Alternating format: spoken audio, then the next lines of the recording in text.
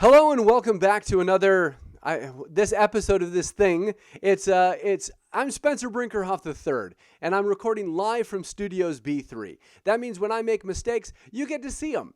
And I got to tell you, I have really enjoyed talking with the Star Wars artists that are participating in the Star Wars Celebration Orlando 2017. Nothing better there can be nothing better than starting my day by talking to Katie Cook. Unless, of course, I'm ending my day by talking to Russell Walks. There he is. How was that for an intro, Russ?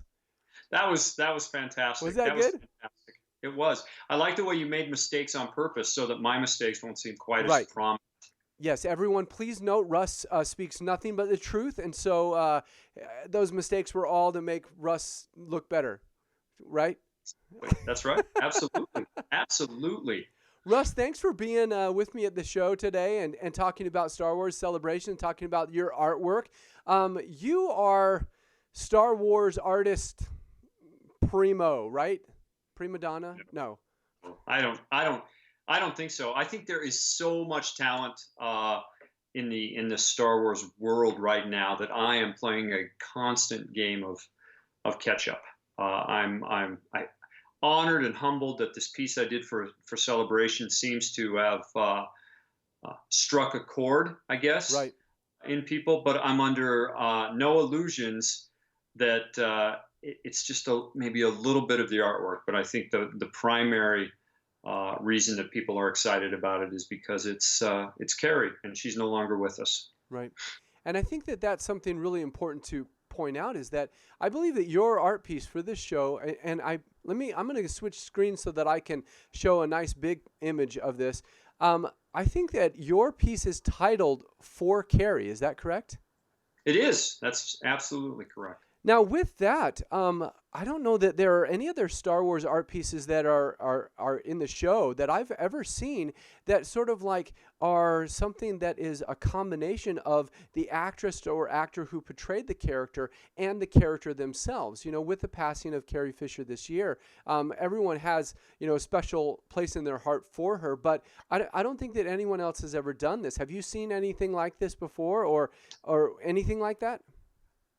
I don't think so. And to be honest, I was a little worried that it might be exploitative or be taken as exploitative, and that's not at all what I wanted to do. I mean, in my when I finished it and when I was happy with the way it turned out, then Right. I said to myself, this is for Carrie, and so I just typed that on the bottom, and I actually thought that maybe Lucasfilm or Disney would ask me to remove it, and they didn't. So very happy about that. Well, and there's a couple of things that you said there that I want to point out, and that are, uh, I think that there's some of the things that make you and I such good friends, and that I really consider you such a good friend. Number one, you are still so very humble to be part of this. Yeah. No, I'm not teasing. Hold on, I'm not teasing. I'm getting a little weepy here.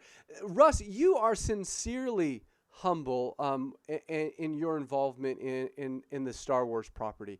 There's a lot of different things that you've worked on, a lot of different pieces that you've made, and some very recognizable art. But at the same time, you sort of like stop and say, listen, this is not my world and I don't own this. And as such, I am fortunate to be able to work in this sphere. And I appreciate that sort of level of, at any moment, Lucasfilm could turn their back and say, we're going to go another direction. And you're just happy to be there. So thank you for that, and I really enjoy that. The other thing that you said is that, you've done this piece and you were worried that this would be considered, that you were cashing in on Carrie Fisher's passing. And I don't see a single bit of that in the piece. All I see is love. And I appreciate, seeing that in your work. So thank you for making this piece. Oh man, I appreciate that too. I think one of the reasons it reads the way it does is because I removed the dollar signs that I had. Originally, I had a couple of dollar signs Hold in on the a upper second. right and left corners. I removed those, Right, and right. that seemed to hit the points I was trying to hit. Let me zoom in on that again. At the top, we've got the Yavin medals. Wait, do they have an official name, or they're just the? Yeah, I think they do, but I don't know what it is. Wait, The method of Yavin. I like what you called it. was that my idea to put those up there, or was it I was that all It you? was.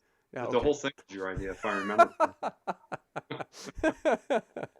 Well, speaking of this whole thing being my idea, I want to talk about the process that you utilize to create your art. We have a lot of different things that the art is changing, the way that art is created and the way that people are doing. Sometimes, there's an efficiency that needs to happen with deadlines that means that we really have to work a lot digitally. But I think that something that reads really well in your art piece is how much it has a handcrafted feel to it. So tell me a little bit about photography, reference images, and then the process from there to this new vision of it. How do you make this all come together?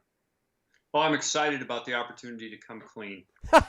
Let me tell you, there are no artists today who work in the style in which I work. Whether it's I don't want to say any names, but I'll say Drew's name, for instance. Not that I'm putting myself in the same category as him. Which But Drew our is that? styles are similar enough, right? Right. So that there's a tight, realistic, effective likeness in the artwork. And many times that likeness is obtained using photo reference. You have to use photo reference for a piece like this, or it won't look the way you want it to look. There are deadlines involved, obviously, so speed is kind of the essence. When I first started illustrating, I would have, I guess maybe 3 to 6 weeks to complete a project, and now it's 2 to 3 weeks. Right. And the projects are every bit as big and just as extensive, but the advent of computers has meant that everything has sped up, I guess, a little bit.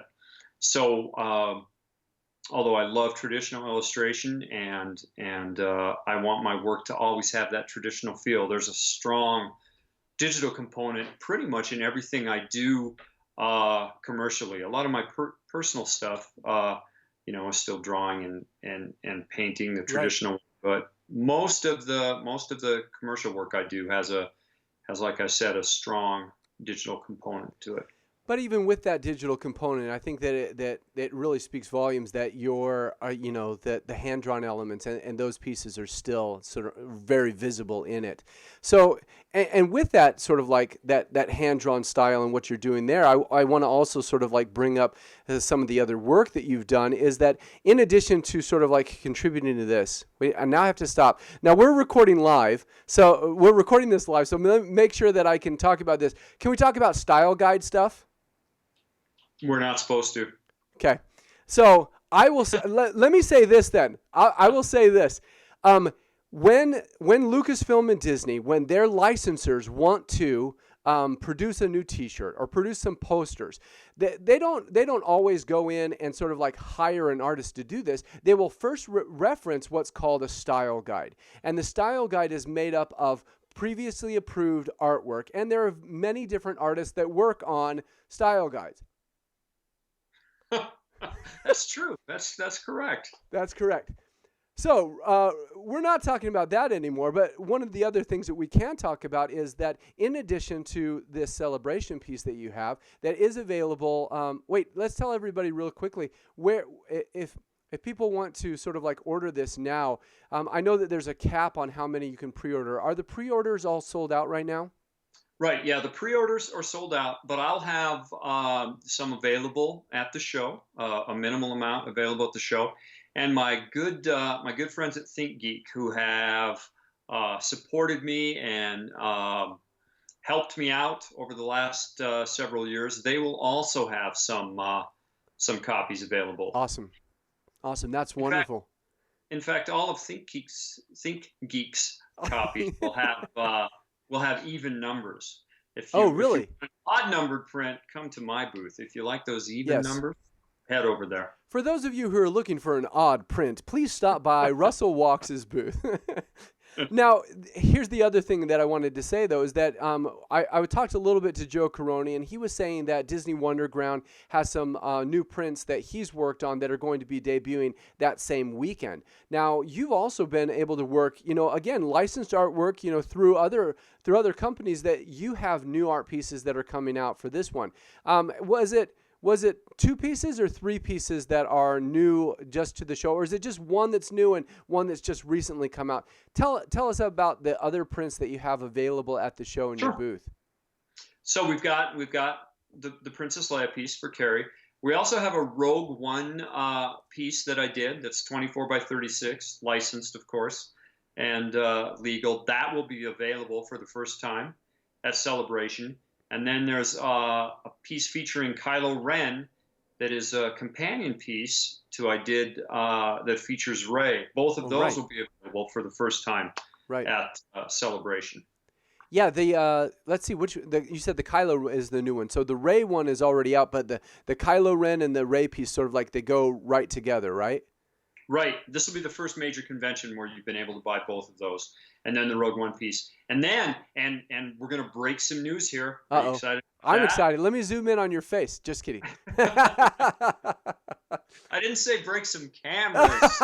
I said we're gonna break some news. There's the truth. There's the truth right there. News. I'm ready. What do you got, Russ? I did some exclusive pieces for Reed, who are the company that runs the show. There will be 3 exclusive posters available at the Star Wars store that I created as well. Those will be signed, limited, and actual real silkscreened on heavy cotton rag paper. Wow. Real minimalist kind of Saul Bassey designs. If you don't know who Saul Bass is, I know you do, Spencer, but if the audience doesn't, just Google him. Yes. These pieces are an homage to him. They'll also be available on shirts. Now on shirts too? Yes. Hey. Now, wait a second. So you said that this is sort of a Saul Bass, a minimalist style for which celebration? Was it Celebration 5 that you did the Boba Fett piece that had that same feel to it? That's exactly right. These pieces are similar in composition to that, although there are no likenesses in them. There's I'll let you guys see the pieces when Reed unveils them. Oh, come on. You don't have them sitting there? You can't just hold them up for me? But they're lightsaber based. Okay. And brightly colored. And they turned out pretty cool. I'm excited for the fans to see them. Now, you said that those ones... You stop by my booth first and pick up the... That's right. So so those of you who may have missed out on the opportunity to get the For Carrie limited edition piece from Russ's pre-order, you're going to need to get to his booth first so that you can grab that one before you hit the Celebration store. Now, yeah, I said it. That's right. Thanks, buddy. So here's the other. I can say it so you don't have to. But the other thing is that Reed is sort of the licensed organizer for this convention. So they work directly with Lucasfilm, and that makes these prints, Lucasfilm official prints as well. But they're only available in the store, so you can't get them at your booth at all. That's right. And absolutely. They're not limited editions, are they? They are limited edition. Oh, really? And they're limited to 7,000. No, like 200. 200. Between 200 and 300 for each one, and I'm not sure what they ended up with as a retail price, and I'm not sure what the final edition number is. I'll know when they give them to me to sign and number. But it's under 300. Right. I know that. Right. So let's see. You've got your work that you've done for Star Wars. You've got these Star Wars prints that you have. Or do you have some other properties or something else that you've worked on? Didn't you work on James C. Kirk's book? Do you have any of those that you're gonna bring, or is it hard to bring books to a convention? It's this convention is only going to be Star Wars. No other prints. No Star Trek related stuff. That would be sacrilege. Almost. Yeah. But I did. You're right. I illustrated the autobiography of Captain James T. Kirk, and I'm in the midst right now of illustrating the autobiography of Captain Jean-Luc Picard, written by the same guy, David Goodman, who's a Wait, giant Star Trek geek, also a producer on Family Guy and American Dad. which which captain was that? Is it Jean-Luc Picard? Is that the one? That's that's how people in Phoenix pronounce it, but Yes, it's yes. actually Well, Jean Picard. we're out here in the West where everything is wild, including our French pronunciations. Right, Woo right. woo woo woo, right? French, but he has a strong English accent. So Yeah, I don't know how that happens, right? It's the yeah. space. Everything is in the future. Well, Russ, tell us some more about what so. I haven't asked you what the art print, what it cost is. What are the costs of the 4 Carrie piece and then the new pieces that you have, the posters that are there? Well, the limited edition celebration print, which is 17 by 38, which is pretty good size for me. I don't normally do one that's Yeah. quite that big. That'll be $75, and then the all of the other posters I have that are 24 by 36, those will retail for $45, and that includes, Spencer, a It includes heavy Spencer? Wait, suit. what? I'm trying to get you out there, whatever I need to do. I'm sorry, that includes what, Russ? I That interrupted. includes, I was thinking about it. I've never ever seen Jimmy Kimmel interrupt a guest the way that you were interrupting me. I'm But sorry. It's a casual internet conversation. that's true, very true. I don't know what we were talking about. Yeah, you were Oh, talking about the art prints, and they include Spencer, you said, and that's where I interrupted and derailed. yeah, they're, See, and I can remember what we talked about, so that's good. that is good. They're $40 each. Okay. They include a heavy duty cardboard too. They come rolled Oh, and signed excellent. if you want me to sign them. And then in addition to the posters, we'll have some really cool little framed chrome chase cards that I did for Topps. And in addition to that, we'll have my newest set of licensed Star Wars propaganda cards. They're 8x10 cards. You get a set of 8 in a really cool signed sleeve in a heavy duty cardboard envelope. Yes. I'm really into the heavy duty cardboard, and those are $50. So we range the prices for everything at the booth will range from between 25 and $75. Right. So here's the point about the heavy duty cardboard, right? Russ, your artwork is fantastic, and if people are interested in it, you're super happy about that. And if they're going to spend their good money to get your artwork, you've gone the extra mile to make sure that it's protected. So heavy-duty cardboard is a good thing. Now, the propaganda cards, are those the 8x10 ones that we had? Okay. Yeah, they are. They are. This is the second set that I've done for those. Awesome. And now are those ones on your website right now if people wanted to get a preview of those? They are on my website. In fact, everything that I'll have at the show is currently on the website. So yeah. But if people buy it right now and just say, "Oh, I want to pick it up at Celebration," that's probably not a good idea, is it? Or are you okay with that? Anything that anybody wants to buy right now and pick up at Celebration, I'm good to go. But you'll have to pay a $10 shipping charge. I can't.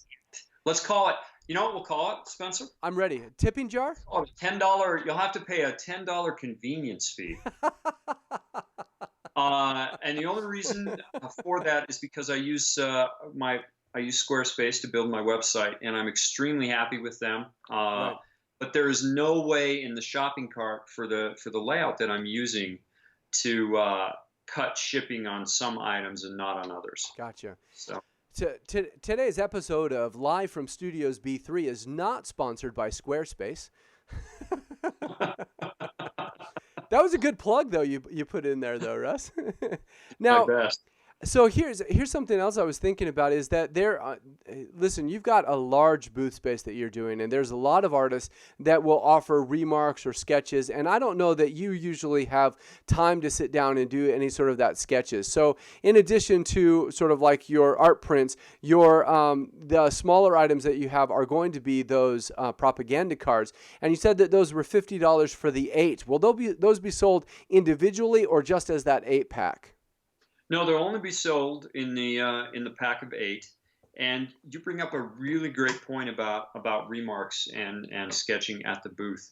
Um, I have gone back and forth about that many times over the years. I'd like to be able to offer remarks or do sketches, but one of the reasons that I go to the convention is to engage, and it is really really difficult for me to engage and stand up and shake hands and smile with people and talk, and just fan Right. out.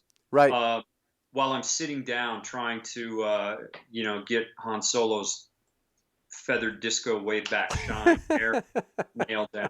So I don't generally do remarks or sketches at conventions these days. It's just too difficult, Right.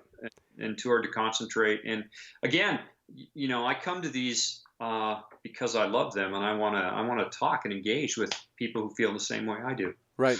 Well, and that's the other thing is that I've met several different artists that, and I love getting sketches and I love being able to sort of like engage with people, but there are some times that they can get so busy in the sketching that all you see is sort of like them with their head down at the desk. And I believe that you have no chairs in your 3 booths that you're going to have because Russ doesn't sit down. Russ is on the go.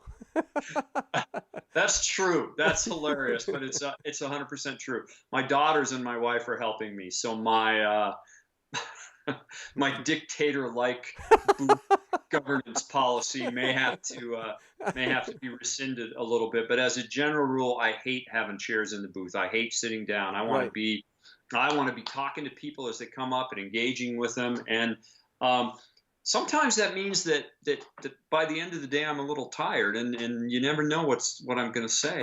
In a case like that at the last celebration. Those are the best conversations right there. Oh, goodness. At the last celebration, there was I wouldn't say she was elderly, but she was definitely a senior citizen Right. lady, probably early 60s, late 50s, early 60s, looking at my booth, and she was excited, and she said, "Oh, I love this! I love this! Mark will love this! Oh, this is fantastic! This is great! Oh, I know Mark will think this is great!" And Right. I said, Mark, and she goes, "I should say I do." And I said, "Oh, are you his mom?" Oh. Well, no, it was his wife. It was his wife, Spencer. This would be And Mark Hamill. Mark Hamill? Mark, Yeah. she tried to say she was offended, and I said, "Well, you have to understand that when I draw him, he's 19. I mean, in my mind, Right. he's Right. 19 years old. I don't think of him as in his early or mid 60s." And Spencer, she didn't buy it. Yeah. And, Did you offer her anything for she free? didn't buy anything. She didn't. Now, Did you say, "Here, let me just give this to you"? You didn't do that either. I think I did. I think I tried. I Really? think I did. She may have taken something and strolled away with it, but it was uncomfortable. It was uncomfortable. I tell you that's right there is some of the best opportunities that we have to sort of like, the experiences that we have by engaging with these people. You just never know who you're gonna meet. No, you're absolutely right. So did you send her a Facebook friend request to make sure that everything was cool, afterwards, or? No, I'm staying as far away from that as I can get. To be honest with you. Now, have you started to draw Luke Skywalker from The Force Awakens so that you can sort of get that 19-year-old out of your head at all, or have you done any TFA pieces? We're in the middle. I'm in the middle of writing actually, and illustrating a book for a company called Walter Foster, called "How to Draw the Force Awakens," and there's some Luke Skywalker in that looks now about the right age. Tell Russ, if you put this book together and you finish this up, aren't you worried that like some guy like me is going to pick up your skills and will be able to replace you? I mean, is that a concern at all? Are you submarining the book in very subtle ways so that no one can ape your style? Well, let me ask you this, Spencer. Have you ever seen Charlie and the Chocolate Factory? Yeah, I've seen both of them, I believe. Just think of me as Willy Wonka. And when Okay. the right young person comes along and it manages to duplicate that style perfectly, I'm going to give him the chocolate factory. All right. I just got to So, get me a so golden ticket and I'll be there. well, think of How to Draw The Force Awakens as your golden ticket. All you have to do is fill it out correctly, Oh, and there you go. nice. I thought you were going to go into a Walter Foster, commercial there all of a sudden. All you need is the Walter Foster book, How to Draw by Russell Walks, is your golden ticket. Well, you and I have discussed the importance of promotion Right. with regard to this business. I mean, if you're a freelance illustrator, or any kind of an artist, it's difficult to get work. It's just the way it is. Most people aren't artists, but it seems like there are enough artists out there that there's always competition for Right. jobs. So Right. you have to. It's not enough to be able to draw or to paint really well. You have to sell yourself, and I think that's a difficult thing to do, and it's really Right. difficult for a lot of artists who are introverts, and many artists are. You and Yeah. I are sort of We're kind of fine. Yeah. extroverted, right? It's easy for us. It's easier for us to engage and Right. and talk to strangers. But some of close friends I have that are Yeah. artists have real difficulty with that, and that's a struggle. You Well, know. and something else with that, is it becomes for me very enjoyable to sort of like observe people who are walking by and they stop at your space and they're looking at something and you sort of like it's this Sherlock Holmes kind of a moment where you go, what can I say that's just right to engage them to just start a conversation. It's not about the sales pitch. It's about the engagement. And that becomes really exciting and something that you're really good at. And when we were sharing a booth together, there became a point in the weekend where you could walk away and I could be you for a while. It was wonderful. Thanks, Russ. I've Well, always wanted to be you, and it's just one step closer. well, I want to be Mark Ratz. So if we Oh, can just dang, talk we about, need to get him in here next. so here's the deal. I'm ready. Um, it is really easy to say something nice to someone. Super easy. And I get as much happiness out of making someone, this sounds so stupid, but I seriously get as much happiness out of making someone smile Right. as I do running their credit card through my square. Manny, well, I thought we were gonna go real sentimental there. Thanks for like leveling it, grounding the conversation. We are seriously. It is easy to make other people feel good.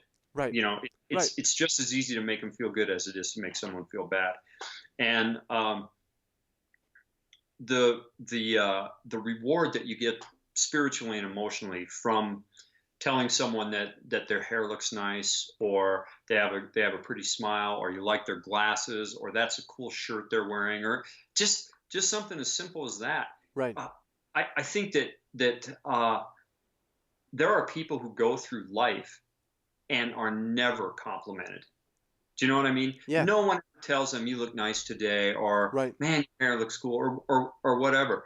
And so if we, as artists, who they are, they made it a point to come see us.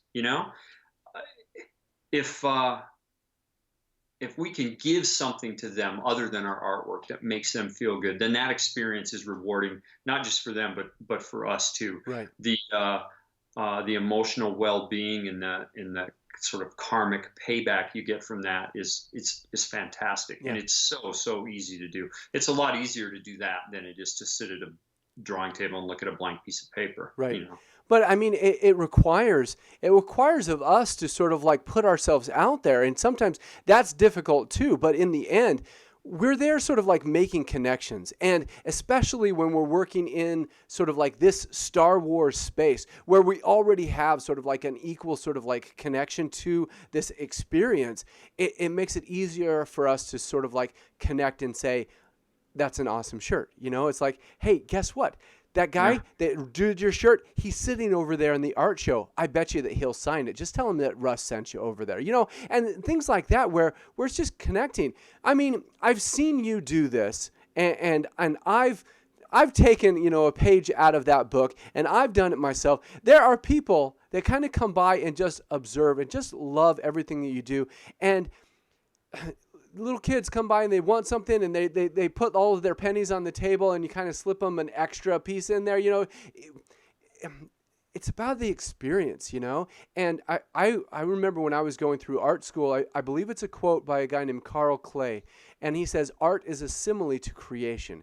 And when we are working in this world and we're creating, we're making something that wasn't there before. We joke a little bit about the alchemy of it, and turning a piece of paper into $50 bills, because we're transforming things. But in that same way, through our connections, we're transforming one another, and we're getting to have, new friends that we didn't know we had before. So, Yeah, absolutely right. Joseph Campbell, who, you know how I feel about Joseph Campbell. right. We're not going to get into a whole Joseph Campbell tutorial. Joseph Campbell said art is the transformative experience, Right. because art is the one. I can do a piece of artwork that I'm not even sure how to phrase it, but this Carrie is a perfect example for Carrie. I've gotten so many people who have told me that they have looked at that piece of artwork and had tears in their eyes. And so the idea that I can create something where there was nothing before, and somehow be able to summon enough of Carrie and put Carrie and Leia and all of that into that picture, along with my emotion and feelings, in a way that will transform what someone else is feeling when they look at it, is really powerful. And it's something that's not, to be taken lightly. Right. I don't think. I mean, go ahead. I'm sorry. No, I'm interrupting you, but I was going to say, and that's back to our earlier points, is that this is not about sort of like making money. I don't look at that piece and think, man, Russ is just trying to cash in, because I can see the energy, I can see the love, I can see the emotion. And the other thing that I see in it is I see your photo reference, which is your wife.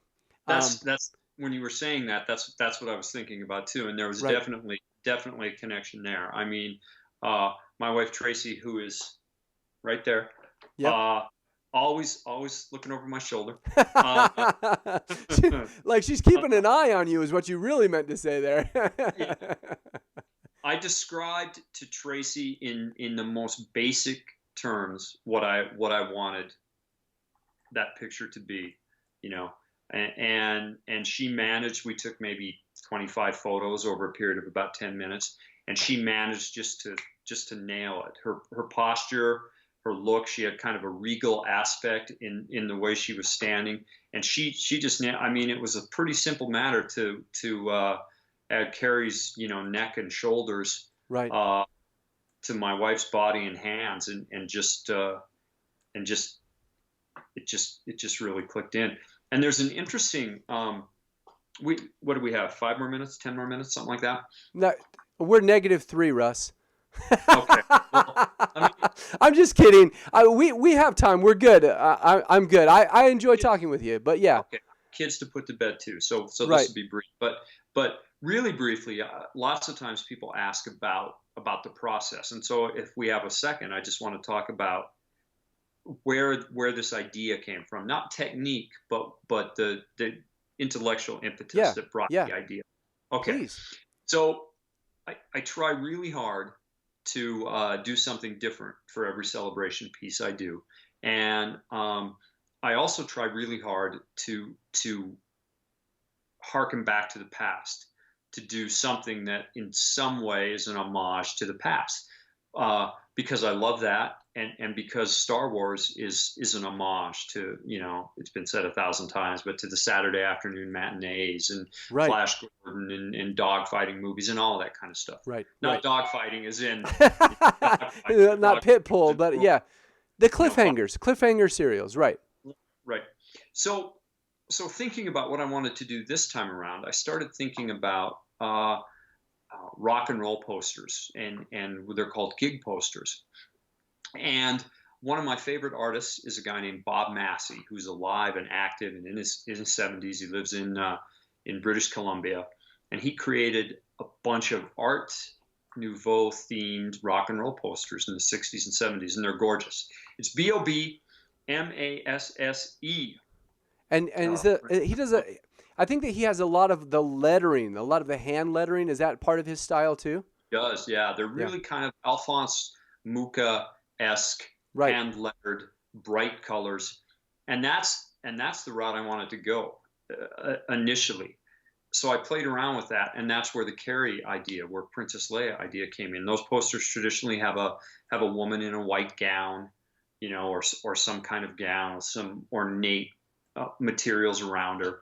And so I started thinking about that, and the more I actually approached Bob Massey about collaborating, and we talked about it a little bit, and I started working on some ideas, and I think that at some point we are still going to collaborate.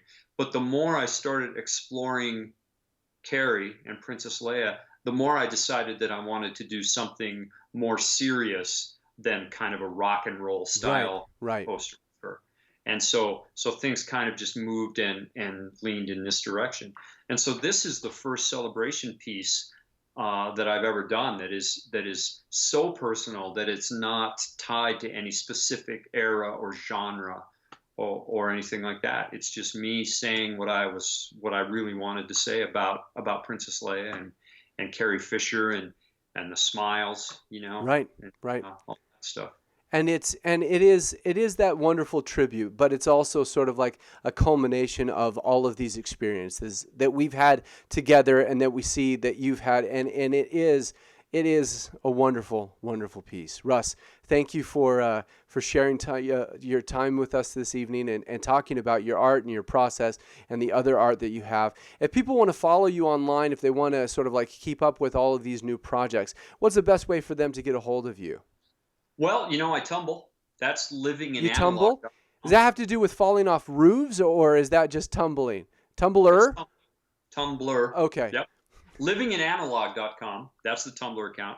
I have an Instagram account. That's Russell Walks. My 12-year-old daughter runs that Instagram account. So that's exciting and fun. I'm at Russell Walks on Twitter, and I have a Facebook page, which is Russell Walks. Excellent.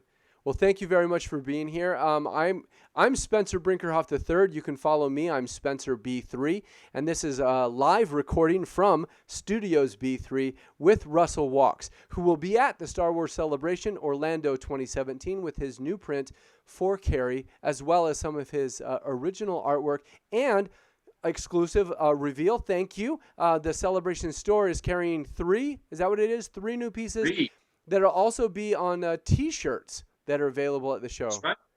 Russ, 2714 is the booth. 2714? Mm-hmm. I'm trying to think of something funny to help me remember trying to that. think of some sort of cool reference for 2714. There isn't one. Yeah.